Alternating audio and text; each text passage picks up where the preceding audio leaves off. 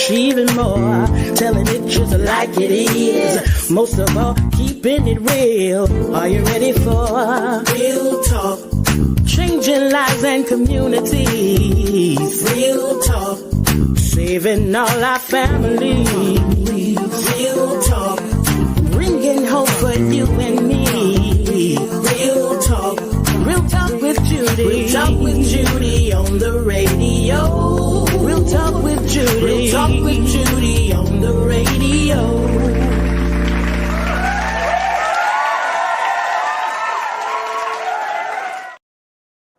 Well, good morning. Good morning. I'm so glad to have you to join me this beautiful, beautiful morning. So glad to see you all. Thank you so very much for joining in. Do me a favor.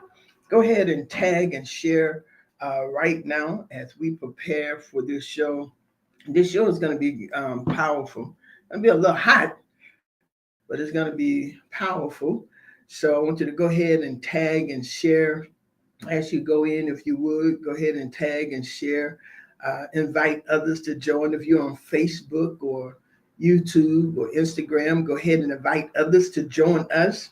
But I want to thank you for giving me 1 hour to empower you, inspire you, motivate you, and make an indelible impact upon your life and to increase your faith. Today's show is going to be, I don't know, it might be a little controversial for some people. Then it may be okay. But I want you to know right here that everything you want to accomplish is possible if you only believe. Philippians 4:13 says, I can do all things through Christ who strengthens me. And so my brothers and sisters, as my presiding bishop often says, you have to see it before you see it, or you never will see it. And that's real talk. I am Dr. Judy, the host of this amazing and impactful show, this live radio show. And to all of you, again, thank you for joining me today via radio, Facebook Live, YouTube, and the radio app. Again, I am honored and thankful that you have chosen to join me. And so as I asked you earlier, if you would, please do me a favor. Go ahead and call or text, tag, share, and get everyone else on. If you would go ahead and do that while I say hello to my mama. Hello, Mama, and Tanya, and Cindy, Robin, and Kiara, and my sister is my host today, Carolyn. I thank her for being the host. But Mama, just so thankful. I'm thankful unto God for yet allowing my mom to be here. I give thanks for him every single day, all throughout the day. Thank God for my wonderful family. I absolutely love my family. I do. They are very supportive, encouraging, and that's what we do for each other. We uplift each other. We're always there for one another. We support it. We never back out on each other. We never back out on each other. We're just there. We support, we encourage, and all of that. Love is what it does. And my family is a real family of love. As my sister Tanya like to say, we're not perfect, but we are perfect for each other. And to my husband, I want to thank you so very much, sweetheart. Superintendent Gerald Mandrell, the senior pastor of Life Changers Church of God in Christ. Amazing church. I love my church family. I do. My son, who lives in Texas, told me he's always a changer. That he always tell everybody. He's always a life changer forever. He and his family. And I just really thank God for him. Just thank God for him. But I want to thank you all just for being here again, the great audience. Your success and your fulfilling God vision matter to me. So who you are, what you become matters to me. I have not changed. I'm the same Judy Mandrell and will always be. I'm not bought, Boughtth, by any. I respect all. I love y'all. I want to see you be the best you can be. I don't get caught up in clicks and all this stuff. But when I come on this show, when you see me in person, my desire is to see you succeed. It really is. That's why I have these shows.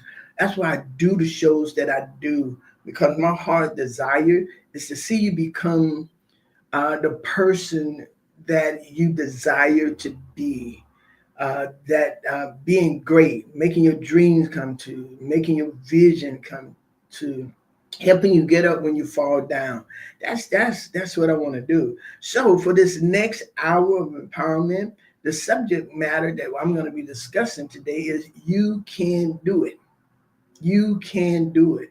And as I get into it, you'll really understand what I'm saying. You'll really get into it. But you can do it. You can do it. Uh, you can, and I want to give this. You can is more than a simple phrase. It is a powerful statement of possibility and empowerment. In a world of often defined by limitation, you can cut through the noise of self-doubt and external criticism to affirm a person's potential. You can. I would like to suggest that would be a good that is a good affirmation to put in the front of your mirror. So in the morning time when you get up, thank you, Minister Howard. God bless you, ma'am. To get in the front of the mirror and just say to yourself, "I can." Just say that to yourself. I can. You can. It is very important that you hear those words. Because you know what? In life will give you the okey doke. Life comes out of nowhere and hit you. Bam! Life hit you. But the you can says to you that you can get up. You can make it happen. You can live again. It says all of that. So you can take you through the noise of self-doubt, eternal criticism, and it affirms to you your personal potential. Sometimes you have to really talk to yourself. I know the last few Tuesdays I have been coming on the show by myself. I haven't had any special guests because I wanted to talk to you. I wanted to talk to you. So you can is a fundamental belief in your human agency. God put God put within you the possibility and the potential of becoming whatever. I don't know if you all, maybe some of you all have this song when I was a kid, and I love this song until this day. I have the lyrics in my Bible, and it says, "I am a promise. I am a possibility. I am a promise with a capital P. I am a great big bonder of potentiality, and I can be anything." Good morning, Sister Cynthia. Thank you so very much. That's right. Nothing like self affirmation and self love. But that song, "I Am a Promise," y'all look it up and put it on there. The idea that individual possess the ability to choose, to act, and to create change in their own life, that's what you can is all about. And sometimes you have to do that because people will change on you. People will get with others and change. People will do all that kind of stuff. But you got to believe in yourself that you can. This phrase, "you can be a source of strength in the face of adversity, a reminder that challenges are surmountable. It serves as a call to action. It encourages people to move from passive wishful thinking to active pursuit of their goals. So by shifting from the focus from "I wish" to "I will," I wish to "I will it," from "I wish" to "I will. It transforms aspiration into intentions. So ultimately, you can do it. It's a message of hope and an invitation to embrace courage. It implies a trust in a person's inherent capabilities and resiliences, suggesting that the power to overcome obstacles and achieve success lies within you. And that's one of the things I've been doing these last few Tuesdays. I want you to look within yourself. Because sometimes, man, you could get knocked down because people disappoint you. And you say, my sister Tanya and I, we talk about how people don't treat you like you treat them. Y'all forgive me. That there's no way that you would do to some people how they treat you. No way you would do that.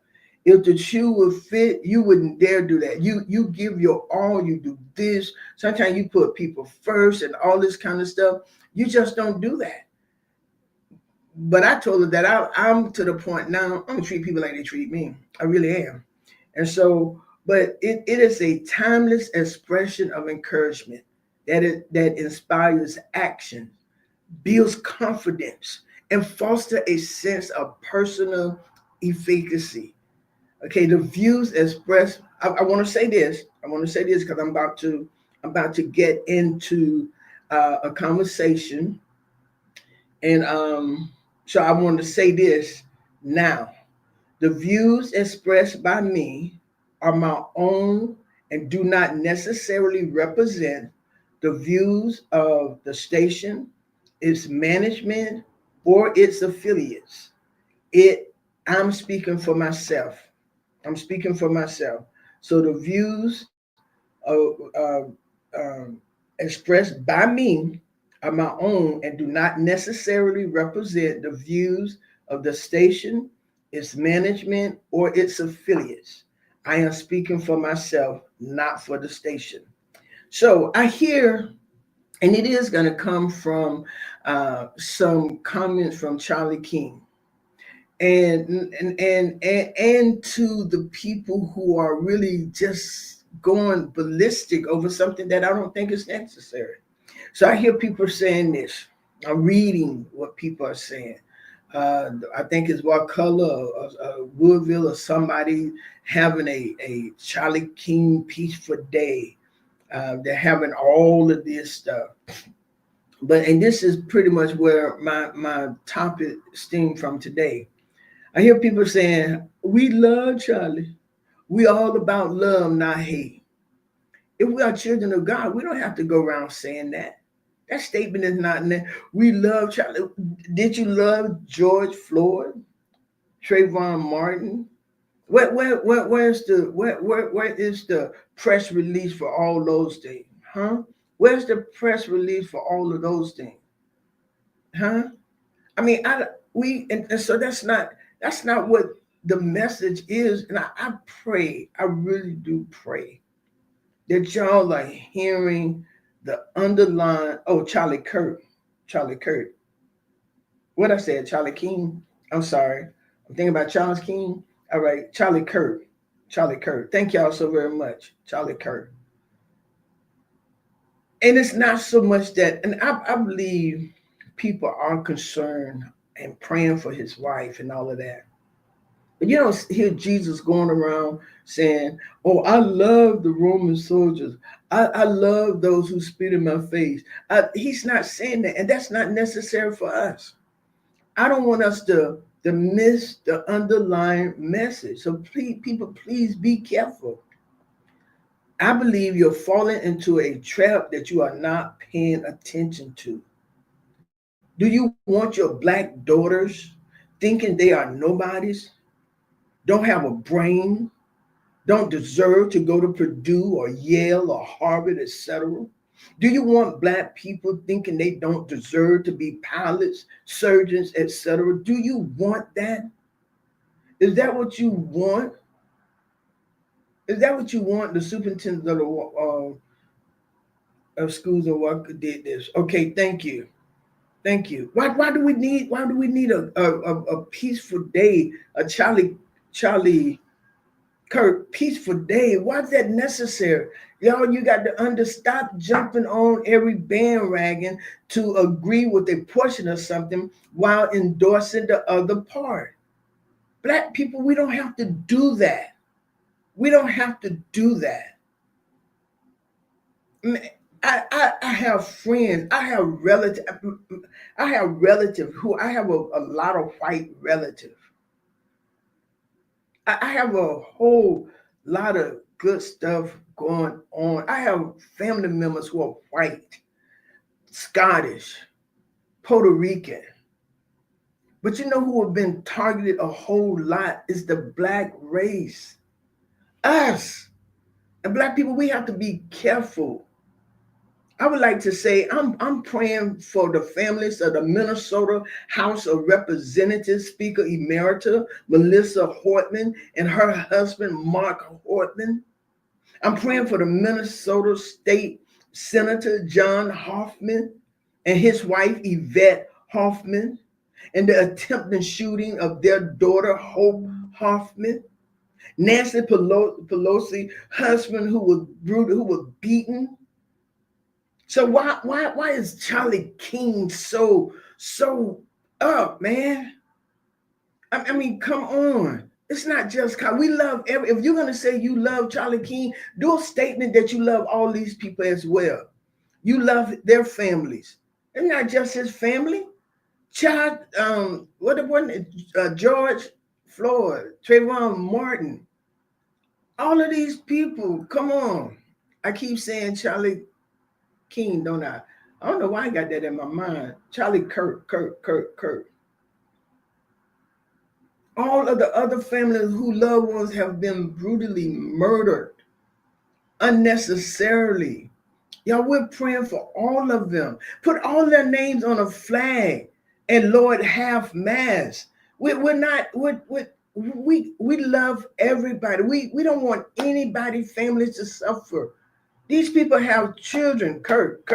These families have children, a wife, husband, other family members, close friends. We love everybody. We love everyone. We love everyone. However, what we're talking about now is not love. He did not live a life of love to everybody. As long as America has been alive and colonized, black women have been devalued, degraded, and unfairly depreciated.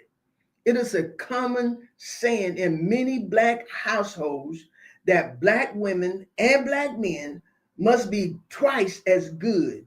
I'd take it up to 10 times as good to be awarded half as much as their white counterparts. And I'm not here to make any, but if I do, it is perfectly okay. Because y'all, we got to understand this fight we're still in. And then to have people my concern is I'm not gonna celebrate something and have our young black girls, our young black boys to think that what we're doing now, we're celebrating Charlie Kirk, who said that we don't even have a good enough brain, or those women who are in those positions don't even have half a brain. I heard y'all president say on yesterday to a reporter to be quiet. He told her to be quiet. And she kept talking. He said, that's why you're in the second grade. Come on. He told that black reporter to be quiet. And that's why you're in the second grade. And y'all want us to celebrate that so our young black girls, our young black boys think that that is acceptable? And then you tell them they can be anything they want to be when they hear and see you celebrating someone who degrade them, but then you're telling them they can be anything they want to be. Come on, you got to have a balance here.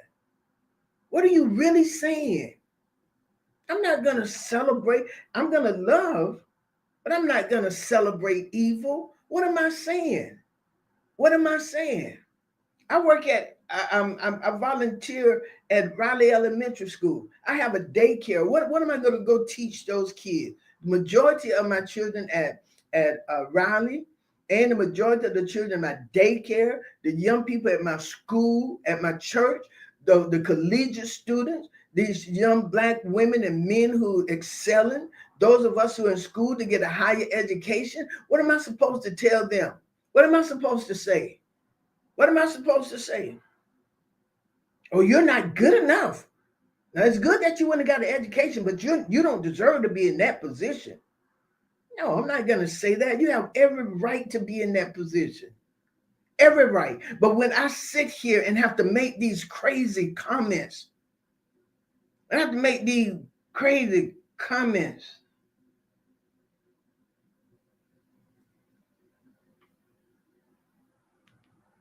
I'm not going to do that. I'm not going to do that. I don't celebrate, right? We never celebrate hatred and negativity. And when you're getting up here making all these proclamations, we should love. Come on, you don't have to do that. What are you saying to your black girls and your black boys, your young collegiate student? You don't deserve to be an engineer.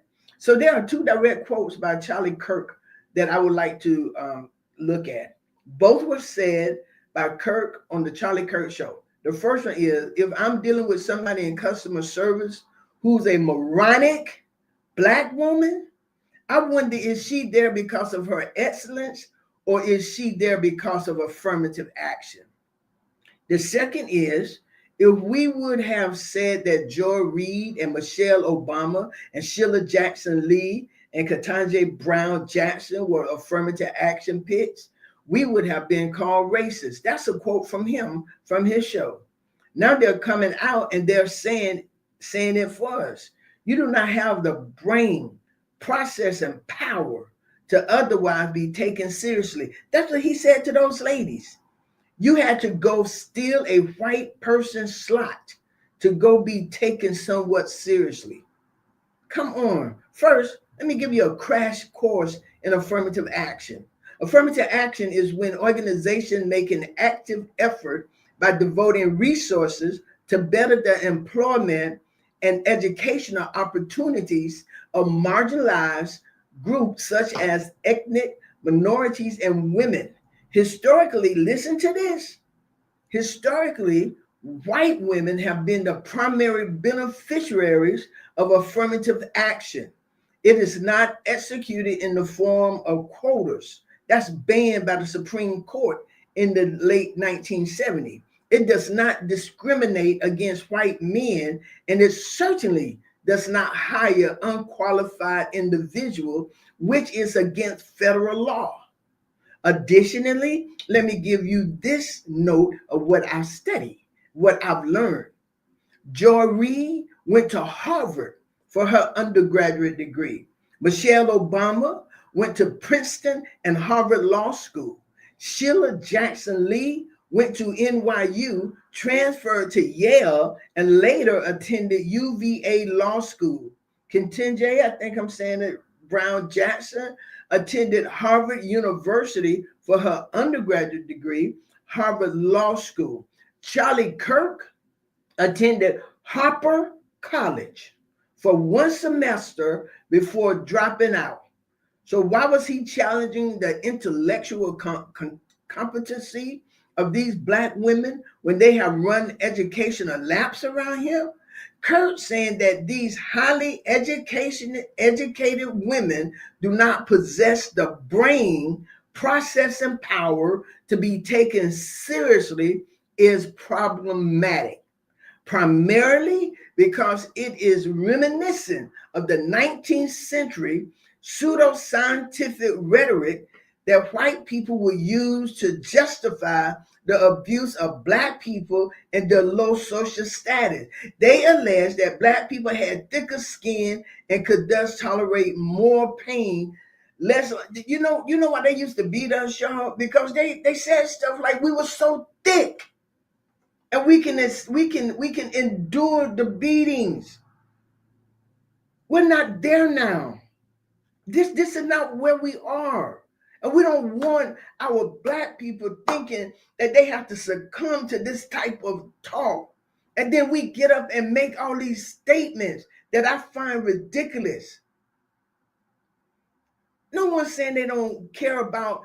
Most humane individuals care when everybody, when George Floyd was killed. It hurt. We prayed for his family.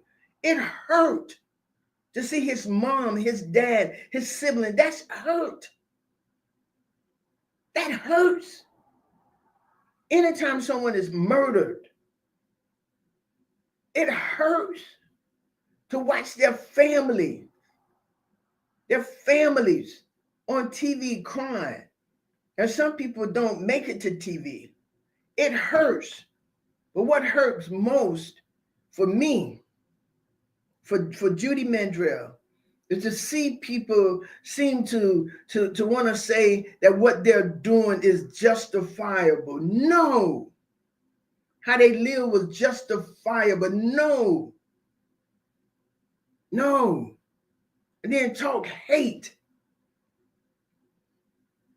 If he see a black pilot, he wonders, is he equipped to drive the plane, or is he there by affirmative action?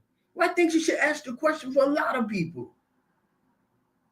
Affirmative action wasn't just it was to give an opportunity to those who wasn't privileged to have that opportunity.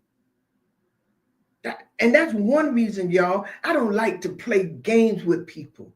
Like you today and don't like you tomorrow. That's not me. I want to see you make it.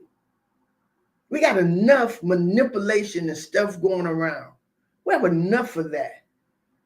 I'm going to support you and put you in office if you follow what I do. You got to be, no, we are no tokens.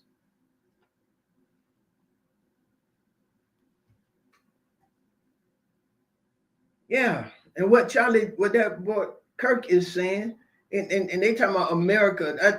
I hear that going around now. America was made for the white people and all this kind of stuff.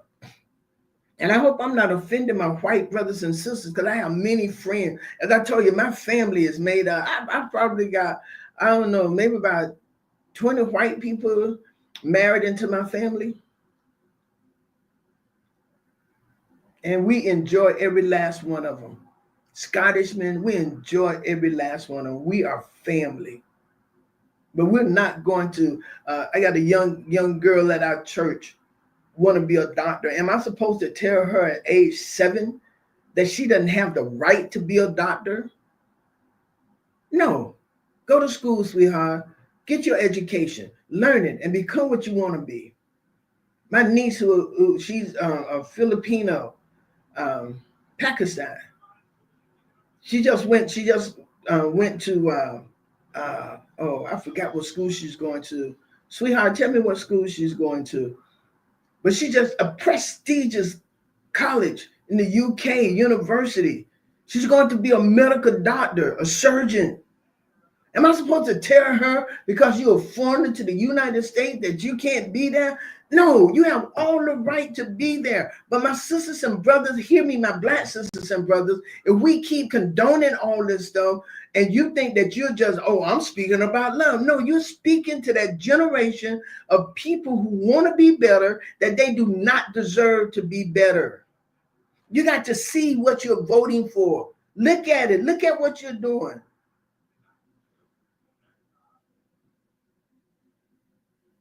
Yeah, Aberdeen University. He's going to Aberdeen University.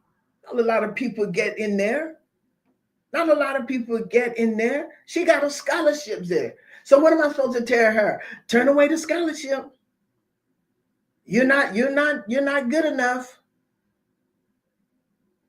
Your brain can't soak it up. I'm not going to tell her that. Go be what you want to be. Am I supposed to tell these even women my age and all of it that we don't just, and we're not entitled to prestigious roles like the first lady or talk show host or Supreme Court justice? No.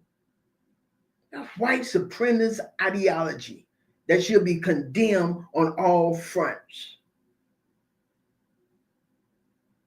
Charlie Kirk taught that that white people are the only ones deserving of positions of power. Is incredibly racist and false.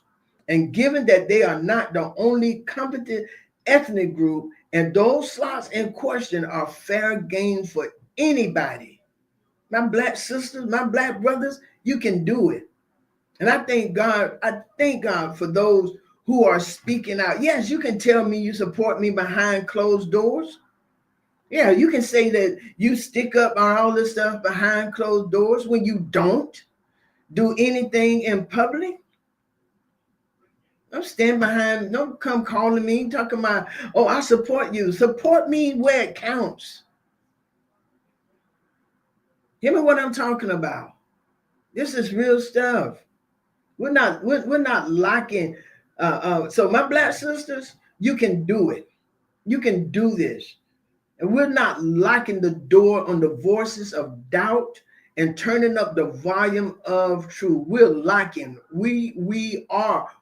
I am locking the door on the voices of doubt and turning up the volume on the truth. This is a show for anyone who has ever had a dream, a calling, or a conviction, only to have it met with skepticism, criticism, or outright dismissal. It's time to learn how to ignore the naysayers. And yes, they're loud. They're on every station, every TV station. Charlie Kirk, every TV station, restaurants, everywhere. Let's be honest. The world is full of naysayers. How are we going to put, they tell me he was a Christian martyr. He was not a Christian martyr. He was not killed for the gospel.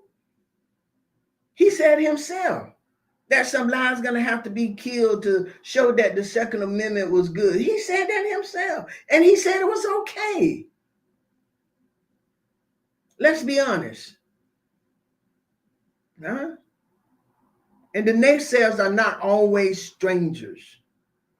Sometimes they're the people closest to us, family, friends, or colleagues, who often out of their own fear project their limitation onto your own aspiration. I had a young man in the city, and we're pretty good friends, and he told me, he said, boy, you got some people who smile in your face, but they don't care nothing about, they jealous. They were jealous when you got the key to the city. They were jealous when you got the president prestigious award. They were jealous. He said, they are jealous of you. And hear me when I'm about to say this out of all truth. Sometimes those words can sting. They can sting you. They really can. I used to say that thing. Some of y'all probably said, what it says, sticks and stone may break my bone, but words will never hurt you, or something like that. I did that. Words can sting. And if you're not careful, they can stop you in your tracks. I come to tell you today, don't allow the negative words of these naysayers and people who want to hold you back, who think that you're not good enough because they don't like you or they don't want you to have it. Get rid of that. The Holy Ghost just held my tongue. Yeah, get rid of that. As former U.S. President Theodore Roosevelt famously said, it is not the critic who counts, not the man who points out how the strong man stumbles or whether doer or deeds could have done them better. The credit belongs to the man who is actually in the arena. It is so easy to sit on the bench and say what must be done. It is so easy to do that. It is so easy. My thing, you get out there and do it. It is so easy. It is so easy. I look at these people watching football. They get real mad with the coach because they say that. My thing, you be the coach and let's see what you would have done differently. I want to tell something about pastoring. You become the pastor. What you would have done differently? You become the judge. What would you have done differently? You go on your own business. What would you do differently? They're on the sideline. The naysayers are always on the sideline. They're the spectators. You, however, my Black sisters and brothers, you are in the arena. And I want you to know everybody standing by you ain't clapping for you. They're not cheering for you. I had someone to tell me, and he said, you don't need no weak. Yes, you got opponents, you got those who saying something, but you don't need no weak opponent. He said, you want a strong devil. He said, you want a strong enemy. You're a strong woman. So don't let the commentary, hear me when I'm telling you, don't let the commentary from the cheap seats dictate your direction. Whoa, don't let the commentary from the cheap seats dictate your direction. Some of the people sitting in the what you call it, the nosebleed section of your life. They way up there. They can't even see good. They're not even on the line, on the 50-yard line. They're not even sitting down on the floor. They can't even see what you're doing. They're way up in the nosebleed section, trying to shoot cheap shots at you. That boy didn't even graduate from college and shooting shots at those educated, well, powerful black women, the pilot on the plane, the black dentist, the black pharmacist. No, you're the one fighting the good fight, taking the risk and pursuing the vision. Just keep on doing it because you can. Just keep on doing it. And you can do it. How do you get rid of the naysayers? The first step to ignore the naysayers is to anchor yourself in a purpose that is bigger than their opinion. To anchor yourself in a purpose that is bigger than their opinion. To anchor yourself in a purpose that is bigger than their opinion. When your why is strong enough, the how becomes clear and the noise from the outside becomes irrelevant. Stop listening to unqualified commentators. Thank you, sweetheart. Yeah, stop the unqualified commentators. Man, you earn this. Go get it. If you want to be it, go get it. Go do it. You can do it. You have the ability to do it. You have the ability to become. And good people, hear me what I'm telling you. If you fall, they will help you up. But those who side with other folks against you, they was never there for you in the first place. I'm surprised at some people. I am surprised. Totally disappointed. But I get to see the heart. Now, what some things will show you, gonna show you the heart. Don't try to keep making it. Look at the heart and hey, that's what it is. Learn to do life differently and go on. The prophet Nehemiah provides a masterclass in this. While rebuilding the wall of Jerusalem, he was constantly mocked and threatened by his enemies. Yet in Nehemiah 6, 3 and 4, he responds to their pleas to meet with them by saying this: I'm doing a great work and I cannot come down. Why should the work stop while I leave it and come down to you? He refused to be distracted. His vision was too important. My sisters and brother refused to be distracted. Some people really don't matter in your life. You tried to make them matter, but they don't. Their words do not matter. And you got to know this. You got to know this. And you got to keep going and moving forward. You have to. It is important. So this is our playbook, our call to action. We must become so consumed with our mission that we don't have time to entertain the negativity. Every time I turn on a channel and they're talking about Charlie Kirk, I turn. Because I don't want to hear that. I'm not going to listen to someone who has been so derogatory about Black lives, about other people's lives. And then all of a sudden he become this hero. No.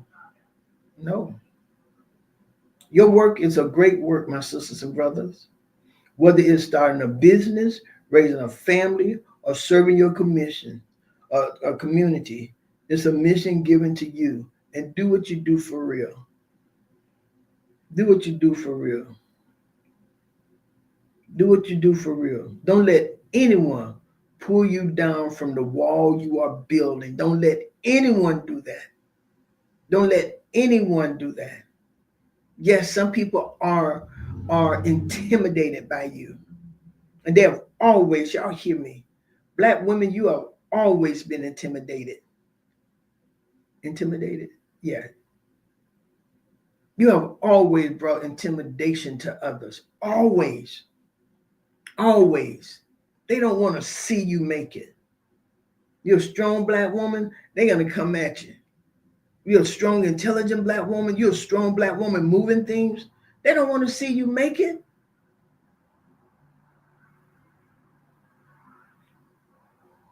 They are intimidated by you. But don't worry about that. You make sure that you do what's right. You keep building. You deserve the Supreme Court. You deserve to own your own business. You deserve to be a commissioner. You deserve to be the mayor. You deserve to be vice president and president of these United States of America. You deserve that. You deserve to drive whatever kind of car you want to drive. You deserve to live where you want to.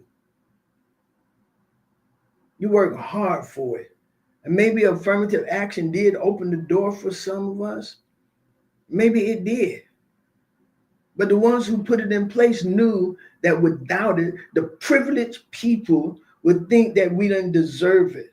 And you could sit here and act like you got it all together and they all for you and all that kind. Say no to the power that be. Say no.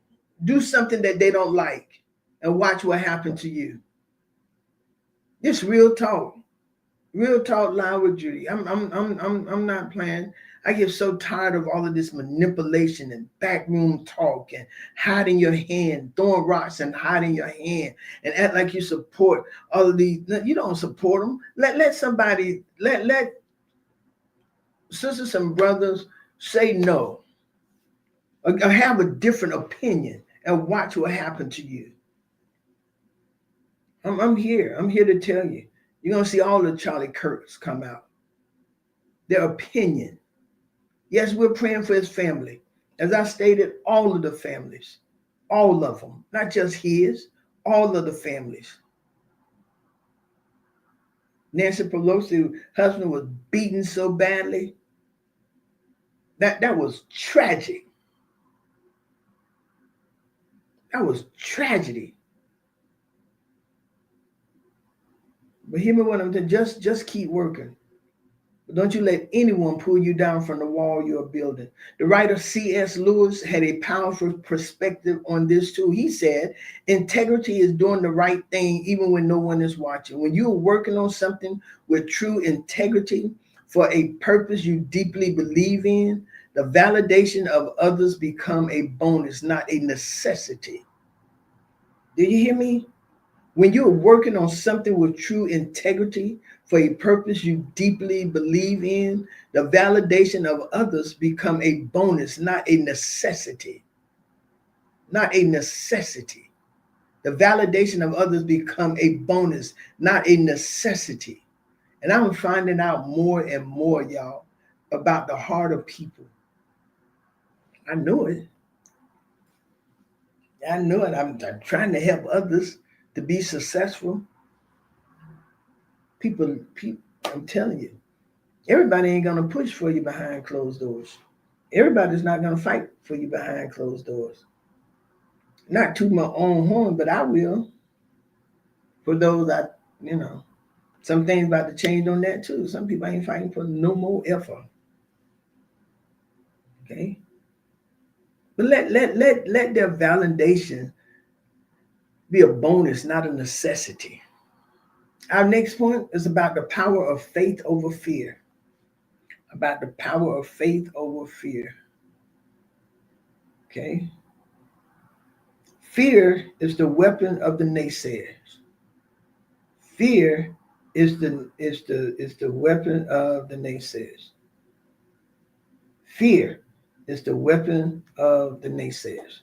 They want you to be afraid of failure, of looking foolish, of not being enough.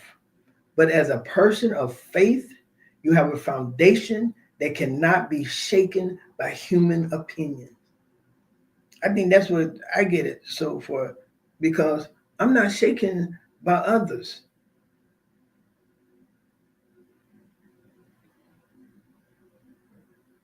Consider the words of Proverbs 29:25. The fear of man lays a snare, but whoever trusts in the Lord is safe. This verse is a direct warning against letting the opinions of others trap us. It tells us that seeking the approval of man is a dangerous path. Instead, we are called to place our trust in God. His opinion is the only one that truly matters. And how do we cultivate this trust? By focusing on his promises, not their doubts. By focusing on God's promise of you and not their doubt. We are reminded, and I quoted this scripture earlier from Philippians 4:13, I can do all things through Christ who strengthened me. This isn't a promise of an easy life, but of a God who provides the strength to face any challenge, including the verbal attacks of those who don't believe in you. So when the voices of doubt get loud, turn your focus inward, not on your own strength, but on the strength that is promised to you.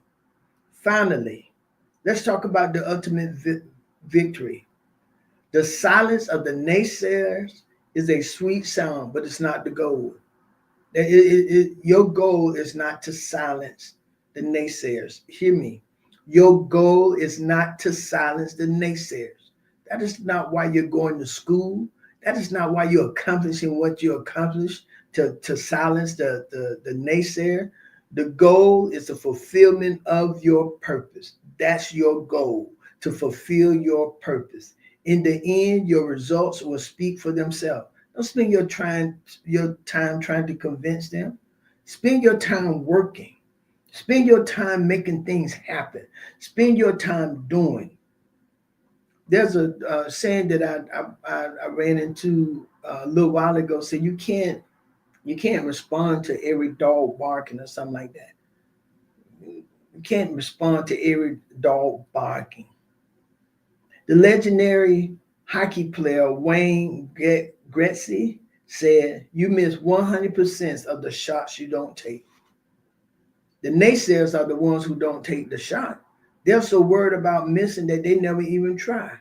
You are the one stepping onto the ice, stick in hand, ready to make a play. Your actions are your most eloquent argument.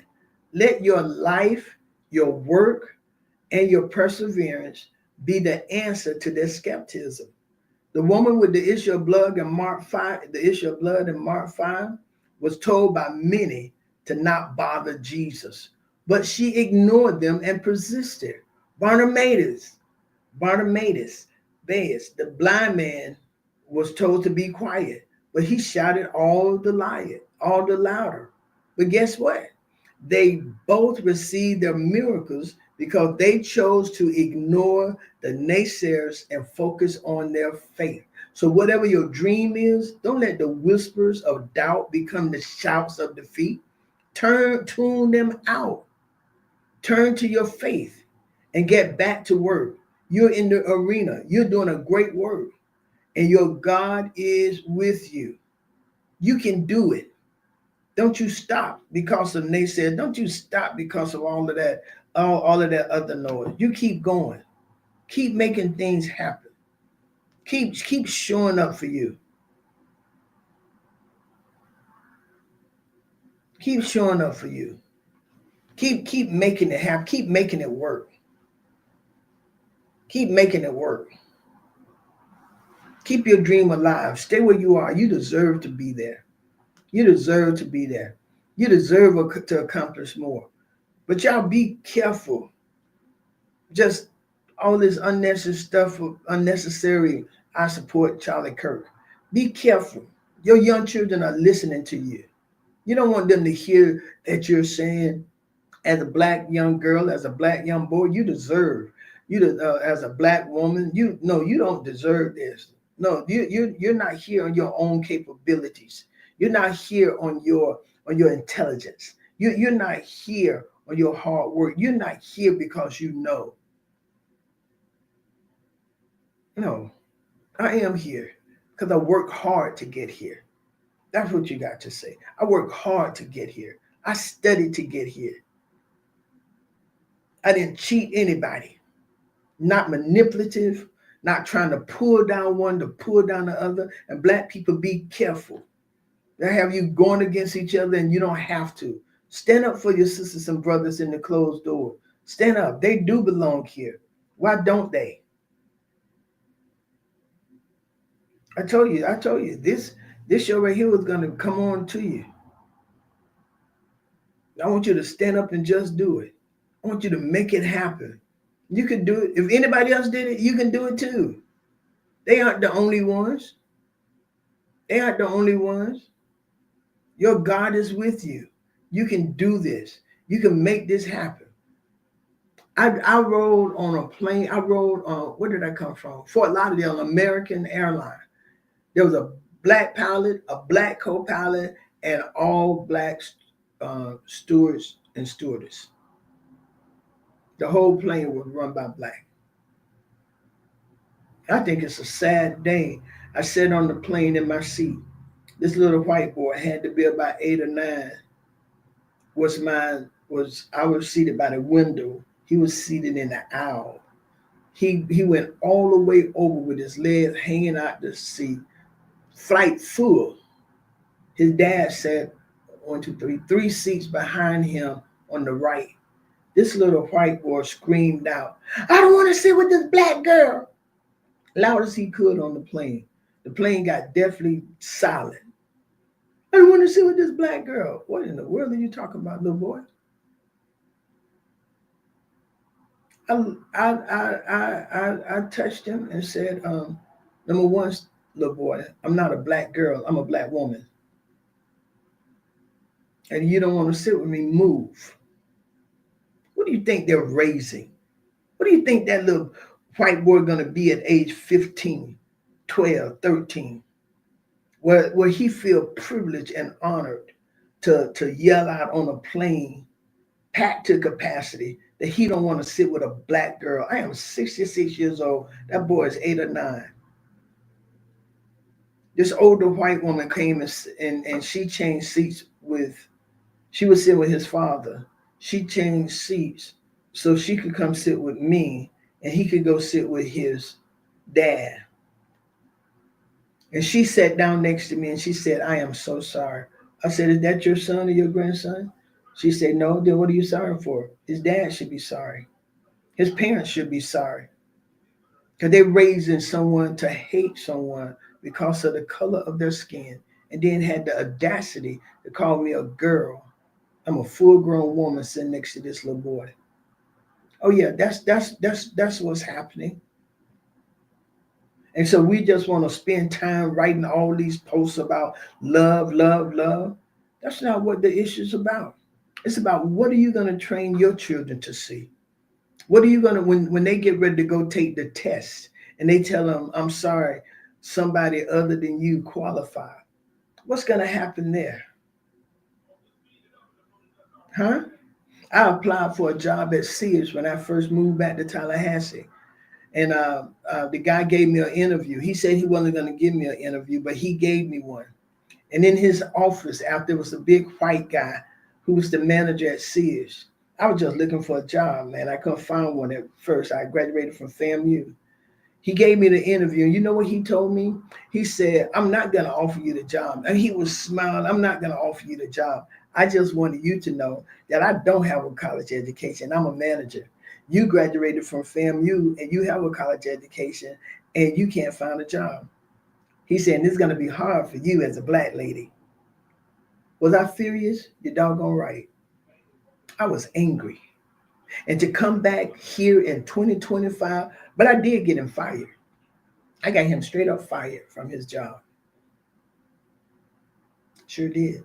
I don't accept that kind of stuff. I think everybody have a right at every job possible. And if you go and you do the work and you're qualified, and I think it's inappropriate to be celebrated because you said all this crazy stuff. And y'all better take hold. This is what this world is now. People feel entitled to say anything that they can. And if they can keep you from in a seat because they're intimidated because of the blackness of your skin, you better know they can.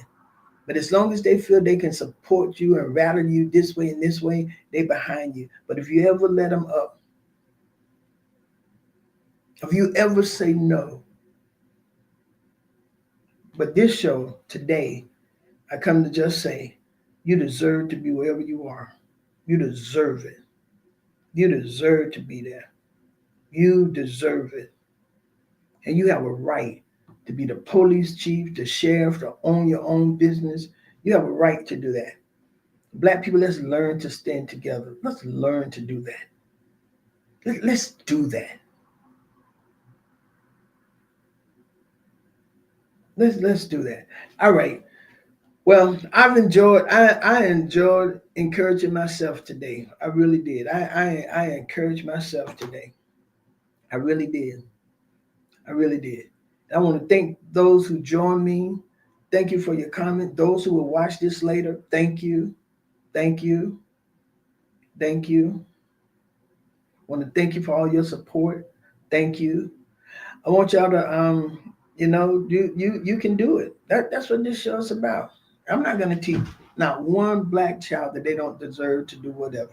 I'm not gonna do it. My guidance counselor told me the best I was gonna be was somebody's secretary. That was my goal.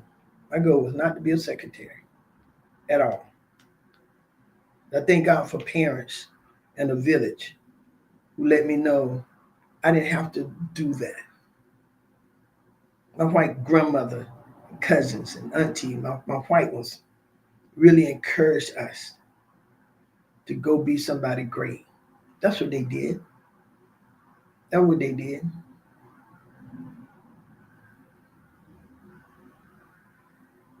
That's what they did. Y'all keep me in your prayers. I ain't scared. I want these young black folks, I want these black people in college, I want these us black women, I want us to know that we have a right to everything that God has given to us. And you don't have to succumb, you don't have to belittle yourself, you don't have to degrade yourself or devalue yourself for anybody. And you definitely don't have to kiss anybody behind to get anything. That's not what it's about. Work hard, work hard, work hard. I'm 66, and my mom and dad used to tell all our siblings, Judy, you got to work hard. Chico, Robin, Tanya, Cindy, Karen, you got to work hard. You got to work 10 times as hard to get what some get easily. And don't you ever, this from my parents, don't you ever pull down another black person or another person, period, in order to undermine them to get what you want. Listen, that it's been good. So y'all join me every Tuesday night in Bible study. I know it's kind of hard today, but it is what it is, right? Join me every Tuesday in Bible study, 7 o'clock prayer point, 7:30 Bible study. Y'all come on and join us. It is absolutely fantastic. Join me every Sunday at 11 a.m. for our morning worship service. So it's been a good time with you. I just want you to know, if you can see it, you can. Oh, don't forget my book. Yeah, thank you. Get my book. It's still available. Well, it's going to be available. It's on Amazon. Go on Amazon and get it. It'll bless you. I promise you. It'll bless you. It'll bless you. Also, Sunday, now Life Change is going to be having church. I have the honor of speaking for Pastor Roosevelt Rogers on his 15th pastoral anniversary Sunday morning. So happy anniversary, Pastor Rogers. God bless you. And to everybody, Priscilla, her book signing is going to be September the 27th at 2 p.m. That's next Saturday, not this Saturday coming, but next Saturday, September the 27th at 2 p.m. Also, I would like to, and I'm going to end this right here. I want to invite you to the prayer breakfast of the women, the women alliance. The women alliance. It's the midwives prayer covenant prayer conference. The women in ministry alliance prayer conference. The midwives, which is going to be October the 4th. And Apostle Melinda Jones is the keynote speaker. So y'all come on out. Y'all come on out. But listen, whatever you do, don't stop. You can do it. That's real talk. Real talk with Judy. Real talk with Judy on the radio. Real talk with Judy. Real talk with Judy on the radio.